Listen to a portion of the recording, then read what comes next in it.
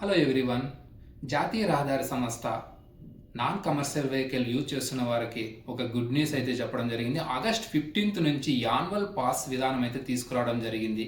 ఈ annual pass ఏంటి అనుకుంటున్నారా? మరేమీ లేదు.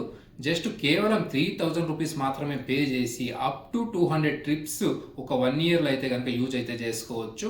ఈ 200 ట్రిప్స్ అంటే ఎలా కౌంట్ అవుతుంది ఏమనుకుంటున్నారా? మరేమీ లేదు. ఒకసారి కనుక ఒక టోల్ గేట్ని అయితే క్రాస్ చేస్తే కనుక ఇది ఒక ట్రిప్ కిందకి వస్తుంది. అదేవిధంగా 200 ట్రిప్స్ అయితే కనుక ఒక 1 ఇయర్లో అయితే యూజ్ అయితే చేసుకోవచ్చు. ఒకవేళ ఈ 1 ఇయర్లో ఈ 200 ట్రిప్స్ క్రాస్ అయిపోతే కనుక మరేం చేయాలనుకుంటున్నారా? తిరిగి మళ్ళీ రీఛార్జ్ చేసుకుని అక్కడి నుంచి మళ్ళీ 1 ఇయర్ డ్యూరేషన్లో కనుక మళ్ళీ తిరిగి 200 ట్రిప్స్ని అయితే యూజ్ అయితే చేసుకోవచ్చు. ఈ పాస్ విధానాన్ని ఎలా అప్లై చేసుకోవాలి ఏమనుకుంటున్నారా? కేంద్ర ప్రభుత్వం అయితే రాజ్ మార్గ్ యాత్ర అనే ఒక యాప్ను అయితే తీసుకురావడం జరిగింది.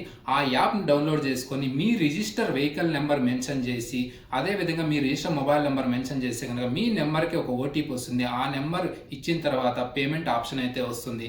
పేమెంట్ చేసిన తర్వాత వితిన్ 2 అవర్స్లో ఈ యాన్యువల్ పాస్ అనేది అయితే కనుక మీకు యాక్టివేట్ అయిపోతుంది. ఇంకేముంది, యాన్యువల్ పాస్ యాక్టివ్ అయిపోయిన తర్వాత అప్ టు 200 ట్రిప్స్ అయితే కనుక మీరు ఎంజాయ్గా యూజ్ అయితే చేసుకోవచ్చు.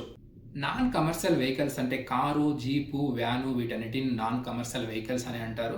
ఈ నాన్ కమర్షియల్ వెహికల్స్కి యాన్యువల్ పాస్ తీసుకోవడం అనేది మ్యాండేటరీ అంటే మరైతే మ్యాండేటరీ అయితే కాదు. మీరు ఎక్కువగా ట్రావెల్ చేస్తున్నట్లయితే కనుక ఈ యాన్యువల్ పాస్ తీసుకుంటే కనుక మీకే బెనిఫిట్ ఉంటుందనేసి ఈ గవర్నమెంట్ అయితే ఈ యాన్యువల్ పాస్ విధానాన్ని అయితే తీసుకురావడం జరిగింది.